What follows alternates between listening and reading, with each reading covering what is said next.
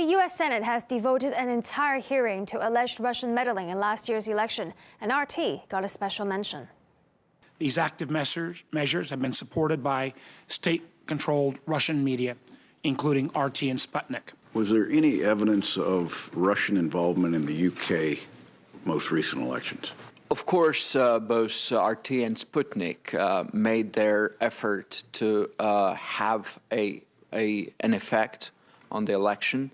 Media outlets are directed, in many cases, by Russian government.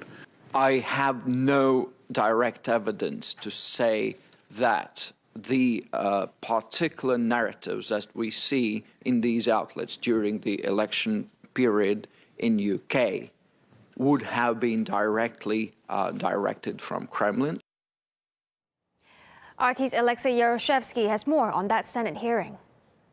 Nothing burger has becoming a very firm term in the political lexicon in the United States, and another one has been served on the Senate floor today.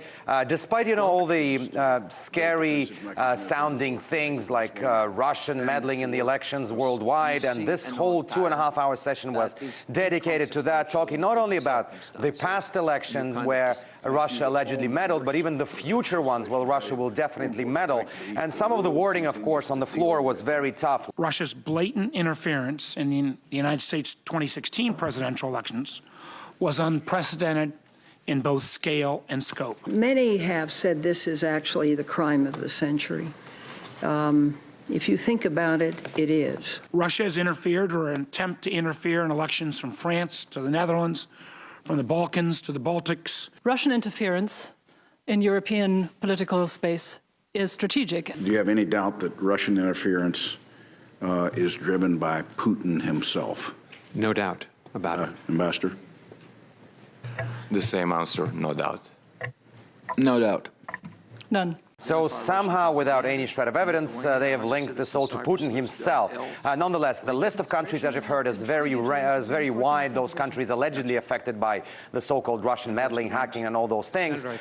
Those countries obviously included France, and France was actually voiced on the Senate floor today. The only problem is that, as we know, the head of the French intelligence recently said that Russians apparently had nothing to do with apparent hacking of Macron's campaign. It's not possible to say it's obviously a state, it's obviously a criminal group. It really can be anyone. In the attack itself, the simplicity of the technical part can make us think it's just a simple person who created it, and so this person can be in any country with any kind of motivation. So, generally for us covering this story for a long time, this is just another day in the office, reverting back to accusations without presenting any proof, and it seems like when anything goes wrong anywhere, it's Russia's fault or Russia's playbook to disrupt democracies across the world, and this was just another day on the Senate like this with no actual substance produced.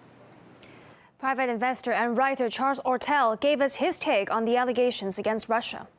What you have here, sadly, is clear evidence of just how dysfunctional the American legislative branch of government is. Now, of course, to arrange these type of hearings, they're done in advance. This has long been scheduled. I doubt they plan to have these hearings just following what happened recently on CNN. We've now had multiple different people, even James Comey himself, under oath multiple times, has said that no foreign power successfully meddled and affected the election results in 2016. And the general reaction that's coming out inside America is enough already with this Russian witch hunt, which now admittedly is a witch hunt.